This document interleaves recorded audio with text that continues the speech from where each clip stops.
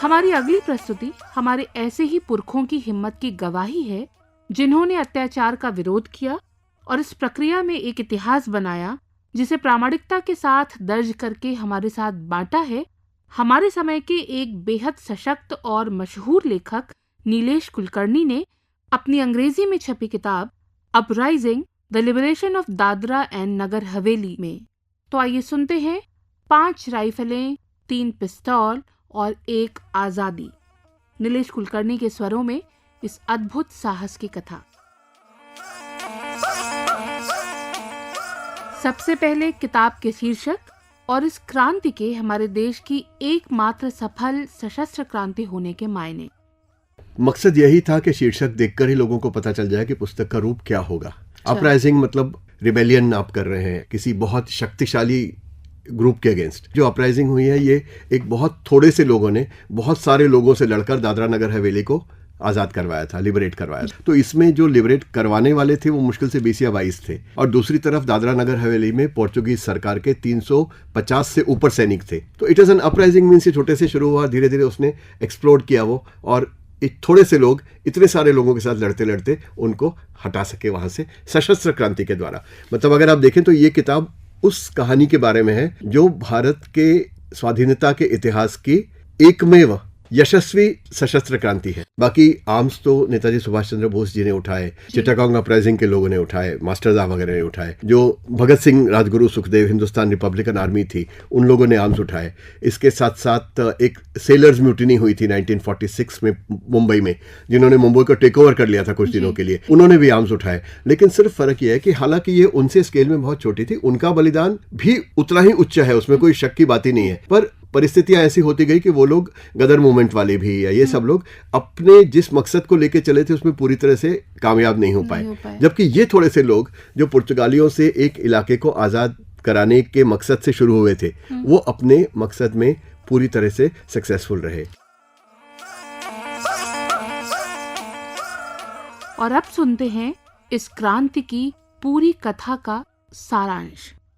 देखिए, दादरा नगर हवेली 72 गांवों का एक प्रदेश है। जब अंग्रेज गए भारत से 15 अगस्त 1947 को तो फ्रेंच नहीं गए थे। फ्रेंच गए 1948-49 के बीच में और बाद में 52 तक उन्होंने पूरा सरेंडर किया। लेकिन पुर्तगाली जो थे ये जाने से इन्होंने मना कर दिया था। ये गोवा, दमन, दीव, दादरा नगर हवेली इन इलाकों में थे और कुछ अंतर्राष्ट्रीय इस तरह के समझौते हुए थे, जैसे नाटो का हिस्सा थे ये लोग। तो इसीलिए भारत सरकार अपनी फौज इसमें नहीं भेज सकती थी। और जब पंडित जवाहरलाल नेहरू जो उस समय प्रधानमंत्री थे उन्होंने पार्लियामेंट में बयान दिया था, पोर्चुगीज द्वारा ऑक्युपाइड जितने इलाके हैं उनमें रहने वालों की जिम्मेदारी है उस इलाके को आज़ाद कराना, कोई भारतीय उसके अंदर किसी प्रकार का हस्तक्षेप नहीं करेगा। अब इससे कुछ लोगों को ऐसा लगा कि सरकार भी नहीं करेगी तो ये तो ऐसा ही रहेगा इलाका। तो कुछ लड़के थे पूना में, उनकी उम्र 18 से मुश्किल से 23, 24, 25 साल के बीच में रही होगी। ये सब बड़े राष्ट्रवादी विचारधारा के थे और इन्होंने बैठ के सोचा कि अगर सरकार नहीं करेगी तो हम करेंगे। तो पूरी कहानी इस बात की है, ये 10, 11, 12 लड़के कैसे गोवा से आए हुए आजाद गोमांतक दल के 10-12 लड़कों से मिले, कैसे इन्होंने इस पूरे अपराइजिंग के लिए उन्होंने पैसा इकट्ठा किया लता मंगेशकर जी, मोहम्मद रफी जी की मदद से, और कैसे इन्होंने आर्म्स खरीदे, कैसे इन्होंने पूरा वहां का इंटेलिजेंस किया, पूरा सर्वेक्षण किया कि कहाँ कहाँ पुलिस चौकियां है, कितने लोग हैं, कहाँ से कम्युनिकेशन कार्ड डालने से सिलवासा अकेला पड़ जाएगा जो राजधानी है, ये सब किया। और उसके बाद टोटल मिला के 22-24 लोगों ने 350 फुली आर्म्ड पोर्चुगीज सैनिकों पर हमला किया और उनको किस तरह से इस इलाके से भगाया और इस इलाके को 1954 में आज़ाद किया। ये कहानी है।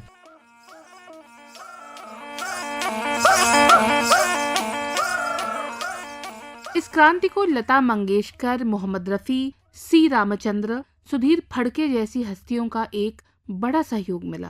संदर्भ यह है कि जो वो पूना में लड़के थे, पहला सवाल तो ये हुआ ना कि पैसे कहाँ से आएंगे, पैसा तो चाहिए किसी भी काम को करने के लिए, तो जाने आने के लिए, हथियार खरीदने के लिए, इन सब चीज़ों के लिए, तो पैसा कहाँ से आएगा। तो उन्होंने अपने आसपास सब तरफ देखा, रिश्तेदारों से पूछा, समाज सेवियों से पूछा, कोई भी तैयार नहीं हुआ। तो उनमें से एक थे मिस्टर सुधीर फड़के, उस समय भी म्यूजिक डायरेक्टर थे और बाद में बहुत मशहूरी उन्होंने पाई मराठी गीतों में और सर्वश्रेष्ठ संगीतकार महाराष्ट्र के फिर वही हुए। लेकिन उस समय उनके करियर की शुरुआत थी, लेकिन उन्होंने लता जी के साथ कुछ गाने रिकॉर्ड किए हुए थे। तो उन्होंने कहा कुछ नहीं हो रहा तो चलो लता जी से बात करके, दीदी से जाके बात कर। तो ये लोग लता जी के पास गए और उनको उन्होंने अपनी पूरा प्लान बताया कि हम क्या करने जा रहे हैं। लता जी बिल्कुल एकदम न्यूट्रल फेस के साथ पूरे में बैठी रही। तो इनको लगा हो गया अपना, तो ये तो करने वाली नहीं, तो उठ के जाने लगे। तो उन्होंने उनको रोका और उनकी आंख में से आंसू निकल रहे थे क्योंकि उनका जो गांव है मंगेशी, जहां मंगेश टेम्पल में जिससे इनका नाम मंगेशकर पड़ा है, उस पर पोर्चुगीजों ने कब्जा कर लिया था और आने जाने वाले सब जो श्रद्धालु थे उनके पूजा में वो लोग खलल डालते थे।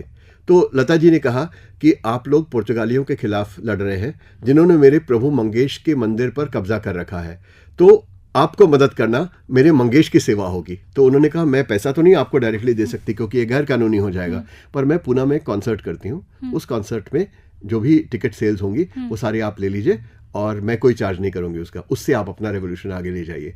तो उन्होंने पुणे में कॉन्सर्ट किया जिसमें मोहम्मद रफ़ी जी ने भी पार्टिसिपेट किया। लता जी ने उनको कहा, एक बहुत इंटरेस्टिंग छोटा सा असाइड है विच इज़ दैट जब ये लोग समझाने के लिए गए तो जैसे ही उन्होंने बात बताई तो उन्होंने कहा लता जी ने मुझे बता दिया है, मैं तैयार हूँ। तो इन वॉलंटियर्स में से एक जना उठ के जाने लगा, तो रफ़ी जी ने उसको वापस बुलाया और बोला कहाँ जा रहे हो? तो वॉलंटियर ने कहा आपकी बॉम्बे पुणे की टिकट कराने के लिए। तो उन्होंने कहा देखिए देश जितना आपका है उतना मेरा भी है, तो अगर आप देश के लिए अपनी जान दांव पे लगा सकते हैं तो मैं क्या एक टिकट नहीं खरीद सकता? और फिर ये कॉन्सर्ट हुआ और उस कॉन्सर्ट से जो पैसे हो उसमें सी रामचंद्र जी ने भी अपना ऑर्केस्ट्रा लेकर आए थे, जो टिकट सेल्स थे उससे इनका पूरा ये फंड हुआ मूवमेंट।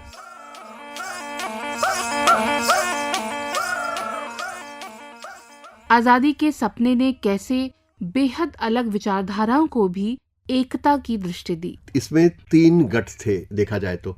एक तो ये राष्ट्रीय स्वयंसेवक संघ की विचारधारा से प्रेरित बच्चे थे पुणे के। आजाद गोमांतक दल एक तरह से कांग्रेस, गोवा कांग्रेस से टूट के बना था, कांग्रेस आइडियोलॉजी के लोग। पुणे के बच्चे भी ये भी सशस्त्र क्रांति में विश्वास रखते थे और ये वो बच्चे थे जिन्होंने वहां पे कुछ ना कुछ, जिसे वो लोग क्रिमिनल करार देते थे, ऐसे एक्टिविटीज की थी सरकार के खिलाफ और इनके खिलाफ वारंट थे कि इनको उठाकर पोर्चुगल भेज दिया जाएगा या अंगोला वगैरह किसी कॉलोनी में भेज दिया जाएगा। तो ये भाग के वहां से आए थे। इंडिया में उनकी आजाद गोमांतक दल का बेलगांव में हेडक्वार्टर था, वहां से वो ऑपरेट करते थे। तो वो लोग 2 इकट्ठे हुए आपस में। और कम्युनिस्टों को एक गोदावरी जी पारुडेकर हुआ करती थी जिन्होंने बहुत कार्य किया आदिवासियों के साथ प्री इंडिपेंडेंस इंडिया में और पोस्ट इंडिपेंडेंस इंडिया में। तो ये जो एक बेल्ट है जो थाने से गढ़चिरौली वगैरह होता हुआ जो बेल्ट जाता है, जो अल्टीमेटली आके दादरा नगर हवेली में समाप्त होता है, उस बेल्ट में जो वर्ली, कोंकणा वगैरह ट्राइबल्स थे उनमें उनका पहले से बहुत काम था। पर वो काम करती थी पोर्चुगीज टेरिटरी के बाहर, ब्रिटिश टेरिटरी में सामाजिक कार्य करते थे, उनको इकट्ठा करना, उनके ऊपर जो अन्याय हो रही थी उस अन्याय के खिलाफ लड़ना।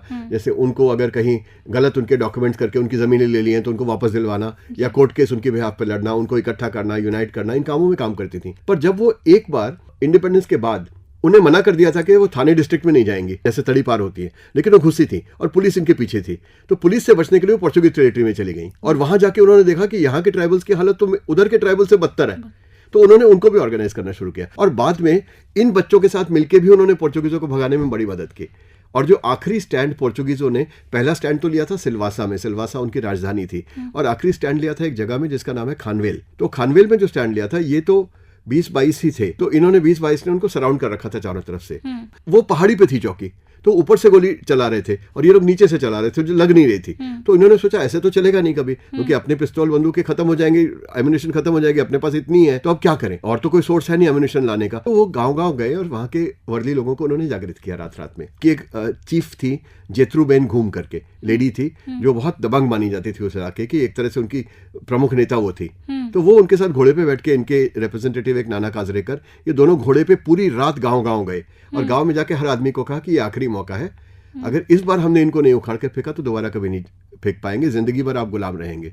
तो वो सब लोग फिर अपने गांव से निकल के आए और चूंकि वो लोकल थे उन्होंने ये उनको बताया कि कौन से पेड़ पर खड़े होने से गोली अंदर जाएगी, कौन से चर्च के ऊपर खड़े होने से गोली अंदर जाएगी, कौन से साथ वाली पहाड़ी पे खड़े होने से गोली अंदर जाएगी, और पोजीशन उनको ऐसी दे दी जहां से इन्होंने ऊपर से गोलियां चलाई। इस समय पोर्चुगीज डिसएडवांटेज पे थे और उन्होंने 3 दिन बाद सरेंडर कर दिया।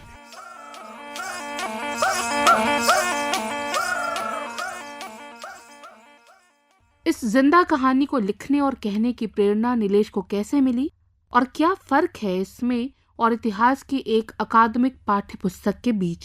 एक तो मैं बहुत इसके बारे में एक्साइटेड था कि मुझे प्रभु ने एक मौका दिया है ऐसी किसी चीज को दुनिया के सामने लाने का जो किसी ने अब तक नहीं लिखी। इसके अंदर मुझे शुष्क इतिहास नहीं लिखना था कि जिसे लोग ना पढ़े, लेकिन मैं स्टोरी टेलिंग में भी नहीं जा सकता था क्योंकि इसमें एक भी बात मनगढ़ंत नहीं आ सकती थी। और इतिहास कहेंगे तो ये भी इतिहास है, लेकिन ये इतिहास रीडेबल इतिहास है। ये इतिहास नहीं है कि जो पढ़ के आप सोचे कि सिर्फ मुझे फैक्ट्स पता चल गए। इसमें आप भावनात्मक रूप से भी किताब से जुड़ जाएंगे जब आप पढ़ेंगे तो मेरा चैलेंज ये था कि मैं इसको इतिहास को इस तरह से कैसे पेश करूं जिससे जो पढ़ेगा उसको इसमें भावनात्मक रूप में भी एक जुड़ाव महसूस हो। They should feel connected to the matter of the book and they should feel connected to the scenery of what is going on. तो वो मैंने करने की कोशिश की। हमारे समय के बेहद सशक्त और मशहूर लेखक नीलेश कुलकर्णी को उनकी अंग्रेजी भाषा में छपी किताब uprising the liberation of Dadra and Nagar Haveli के विषय में अभी आपने सुना। प्रस्तुति केंद्रीय हिंदी रूपक एकांश।